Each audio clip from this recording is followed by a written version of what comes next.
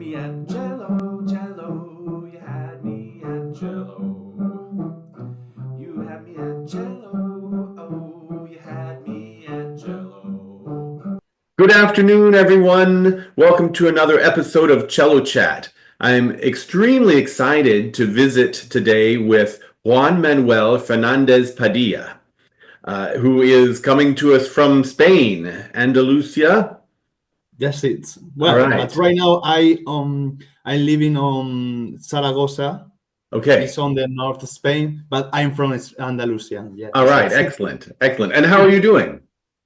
Right now I'm working as a music teacher in a high school, but at the same time I'm practicing because this year we have proofs to become cello teachers from Andalusia and so on. So Great. this year to me it's really, really tough due to the amount of work that I'm trying to handle it. But well, Right. I'm really excited due to the challenge of that. Excellent. Excellent. Excellent. All right. And so where did you do your schooling and how did you get started with cello in the first place? Well, at the beginning, when I was 8 years old, I started playing cello at my home. Jaén is a city of Andalusia. I have luck to find someone that it was in love from the instrument, and she was able to share this love for the cello, and this is the reason why I decided to follow this path. And well, as you can see, I never left my instrument in another side. Very nice. Who were your teachers? Well, my first teacher's name was Yolanda Ponce. Okay. She was a Valencian cellist. She was working in Andalusia for several years, and after her, I stayed working with Antonio Fernandez Escobar. He's another cello teacher from Cordoba. Mm. And once I finished my professional studies and started the degree from the superior, I started in Musicene. It's a conservatory from the north of Spain. I started with Damián Martínez Marco. Okay. All right. Damián was one of the students of Janos Starker. All right. Yeah. When he was working in Bloomington.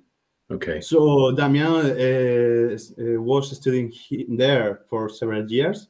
And well, it's a way to say that for some kind of tradition, I find some influence from the master Starker. Yeah, excellent. Now, are there some things that you learned from these three teachers that every time you play or every time you teach, they stay in the front of your mind? Mm-hmm. Well, for Yolanda, as I said, the passion, the way to say, well, I really love this.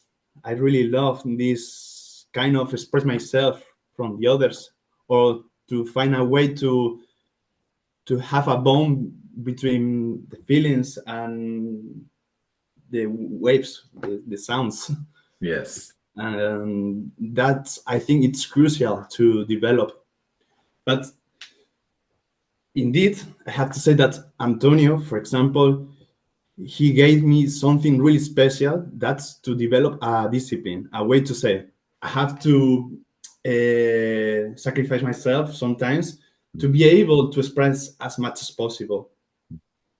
But finally, with Damián, if I have to say something about my experience working with Damián, was that you can always do more than you think at the beginning. You can do your best every day, and you have to be resilient to be able to be more than the day before, and to try to be your best. and to find the way to touch the beauty. But it's something that it's never mind how much you wanna work on it, it's impossible. And this the magic of the beauty. Nice, nice. I like that. And let's see, can you talk a bit about this process to apply to be a teacher in Andalusia? You're having to prepare a concert of several pieces. You audition this way? Yes, that's it. Indeed, we have few groups. The first of that, we have to we have to do a writing about a topic. We have 30 topics about the cello.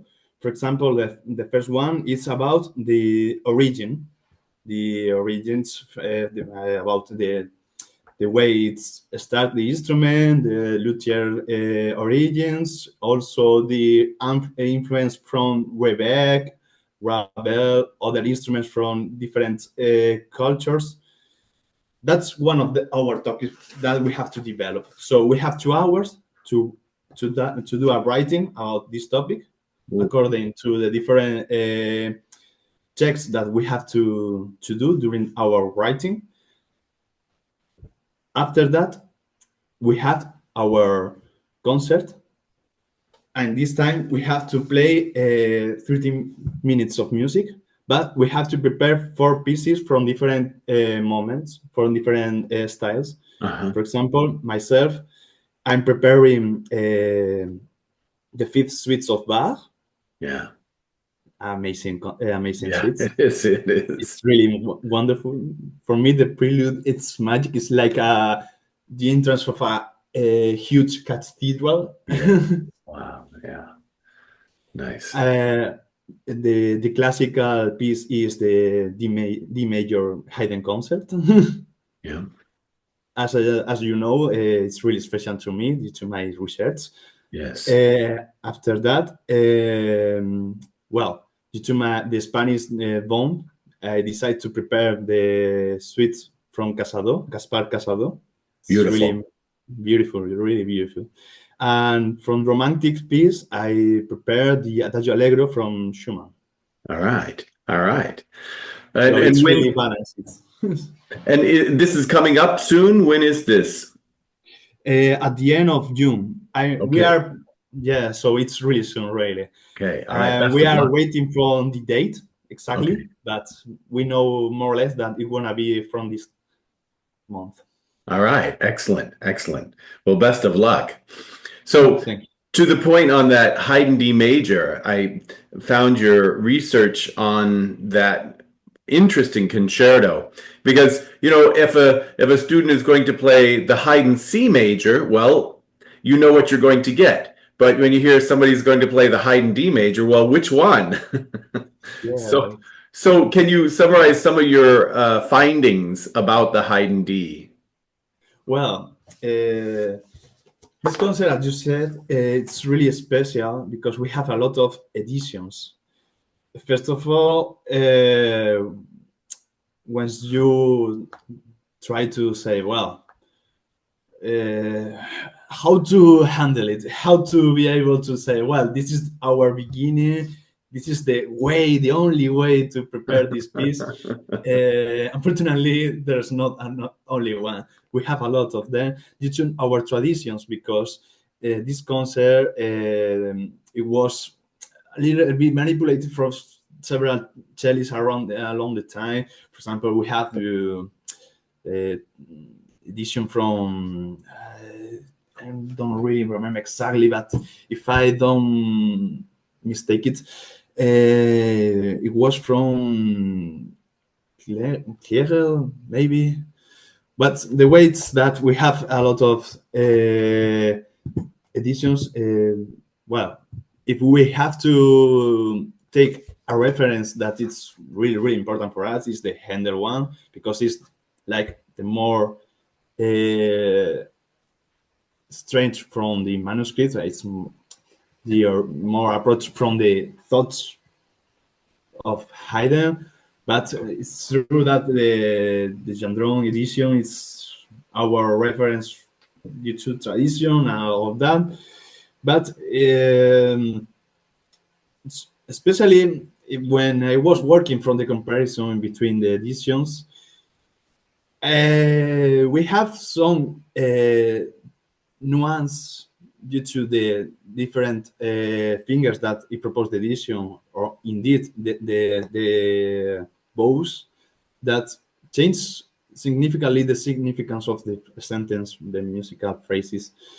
So it's true that it was few years that I did the research, so I don't remember exactly the difference, but it was really significant to say, well, it's important to say, maybe it wasn't hide what we want to say at the beginning.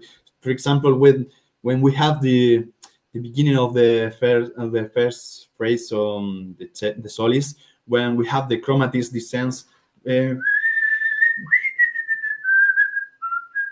maybe it's not exactly when we think when we practice with a bow, because if we take the original, the manuscript, we have not any kind of link from the sense.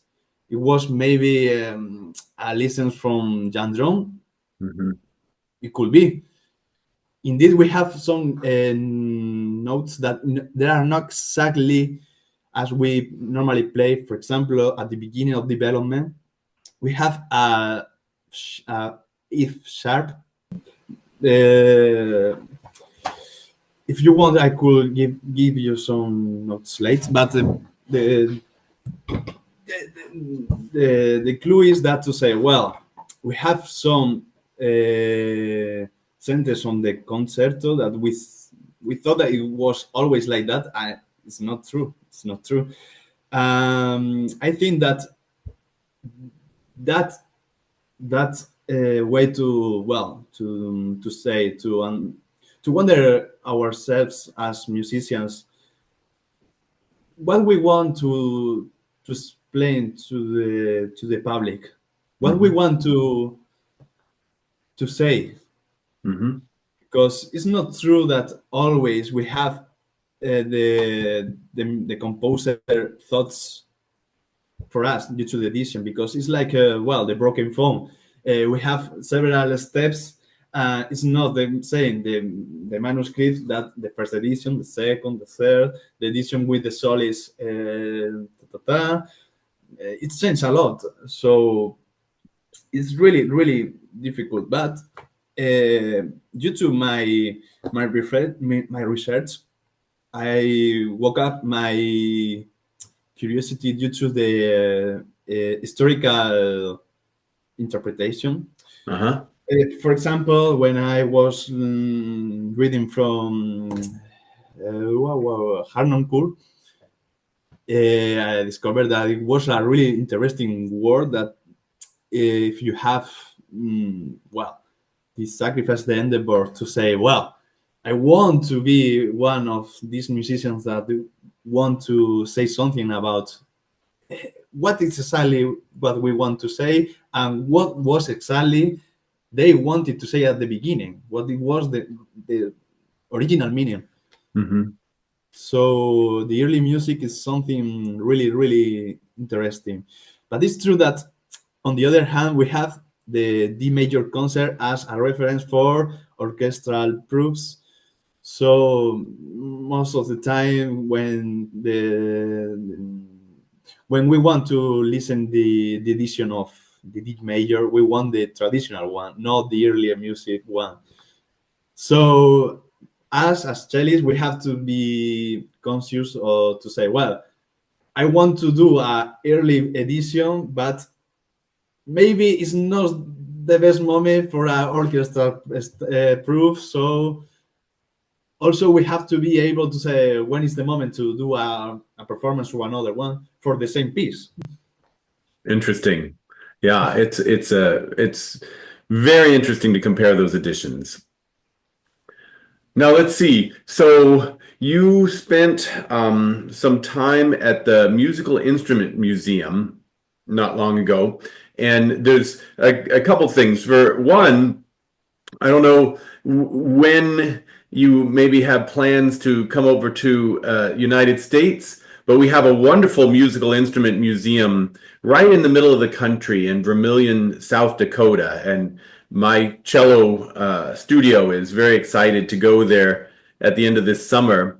But I understand that your role at this musical instrument museum in Brussels related to the concert hall. And so, I mean, just some of the people watching this may end up in some capacity where they are doing the kind of the behind the scenes management, administrative things along those lines. So, can you talk about what you did there? Well, more or less, like what we did was mainly prepare the scene, also talk with the different musicians to prepare the, the, the room for them. Also, well, to announce to the visitors of the museum that they have the choice to listen them. It was more normally it was wonderful to because we have several proposals. We have the classical music. We have also electro music. We have well, early music. It was one of the topics more important due to the context of the building, because we have a lot of historical instruments, so it was really interesting. But behind the backstage from the concert hall was mainly that to make contact with the musicians, prepare a little bit how to they wanted the chairs, the scene, to prepare the lightings for another ones, the spotlights, to find a way to be most comfortable possible for them, and well, to be warm to them, to offer them everything that they want or needs, to be calm and to enjoy it, because it's really magical. The concert hall, the Brussels Meme concert hall, it was really good acoustically. So me as musician, I found this concert hall really enjoyable as to play, because the acoustic is perfect. It's true that it's perfect from camera music. For orchestral one, it will be a little bit little, but Right. All right. Yeah, it's interesting where our musical paths take us. And I'll bet you got to hear some very wonderful performances there as well. All right. One of the questions I like to ask everybody I have on is about motivation. So when you have a student who isn't practicing as much as you know they ought to, for to advance at the rate that they could, do you have any approaches that you use to help inspire them to play more, to practice more? well, that's a really tough question, because it depends a lot of the student. Yes. Because we can be talking about someone that it's passionate from cello, but for some reason in that moment of his or her life, it's not really motivated. And one thing that's me as a high school teacher I'm really learning this year is that the lives of a teenager could be really difficult. It could be really chaotic. So if when I feel that my student is not really motivated from something or some way, well, first of all, I will try to talk with him, not as a cello teacher, as a person, and well, to find a way to say, well, everything will be go on, but if you feel sad, if you feel tired, please find your cello not as an enemy, as a friend. as a way to develop yourself. Yeah. Maybe it could be a way to inspire them. It's a situation. But if, for example, we are talking about someone that it's a little bit lazy, it's not feelings bad about about his or herself. It's just a lazy person that it's unfortunately it's really common.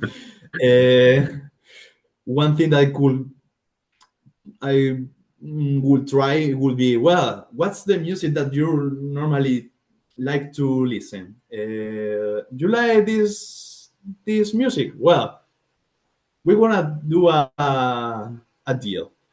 I'm gonna prepare a arrangement for this song, but you have to prepare the Popper Stew 21. Right. Once you finish your stew, I'm gonna give you the arrangement. It could be it could be it could be successful, but I don't know. It depends on the person. Yes, right, right. Yeah, very good. All right. Well, and so, and you go by Juanma for short, is that correct? Yeah, that's it. All right. So, what are some of your upcoming, well, I know we have the end of June performance. Do you have other performances yet yet in 2025 or other research projects you're hoping to do? Well, I have a project that I finished last year during my stage on me because, do you know the writer of the O'Clock Orange? Yes. Anthony Vargas. Yes. Anthony Vargas, he was a composer too. Indeed, during his military stage on Gibraltar, because he was a British person, he brought a cello sonata from piano and cello, and they discovered a few years late, 2013, I think, the manuscript. So this year I prepared the first official edition of this manuscript. Nice. So I was really a challenging edition because we have some parts of the manuscript that it was a really bit dirty, but thanks to Sibelius program, during my free time, during my stage on Brussels on the meme, I could finish this edition and propose it as my master final work. Well, I'm really happy due to the result, but it's true that I would like to play it. So I have to find a moment and a pianist as crazy as possible to say, well, let's try, because it's a little bit, well, it's a 20th century piece, Yeah. so it could be really tough some moments, especially the last moment, because it's really quick, it's really fast. So, well, if I have the choice, I would like to try to play it or indeed record it, because we are talking about 30 minutes of music, more or less. We have 4 movements of the sonata. For me, it would be wonderful. Yes. Oh, that would be great. And I hope that then you make it available online. I will look forward Yeah, to sure. hearing it. Great. Indeed, I prepared with a MIDI edition, a video on YouTube, the first movement of the sonata. So it's possible to listen it. Indeed, the Anthony Vargas Foundation gave us another video from the first performance of the sonata that they said from the Ensemble Spasba. Is a contemporary group of musicians that they painted the manuscript once they discovered the pieces, but nowadays the group, it doesn't exist. Huh. So There's it could be and there's so much underplayed repertoire out there, undiscovered, it's a lot of Totally. fun, isn't it? Yeah, that's it. For me, it was really funny because all of that started like a little curiosity. Well, a Uh-huh. little because I was reading the book, and my edition of the book said at the prologue said, "Well, Anthony Burgess is also a composer, and he composed a cello sonata." I was like, "No way, a cello What? sonata!" So I said, "I have to research it. I have to investigate it a little bit." Excellent, excellent. Good for you. That's great. All right. Well, Juanma, thank you so much for joining me. And it's been very interesting visiting with you. And best of luck at the end of June. Thank you, thank you. All right. Yes, because we have a lot of topics to have at the same time because it's not only playing cello, as you said, I have to prepare the writing. Also, we have to prepare our teaching program with the laws and the several legislative steps. So we have to be a little bit lawyer, a little bit teacher, a little bit psychologist, a little Yeah, bit wow. cellist. So Yeah, right. Wear a lot of hats. All right. Well, again, best of luck. And thanks so much. thank you, Benjamin. Thank you for everything. All right. And everybody out there, we'll meet up this same time next Friday. Take care in the meantime. You had me at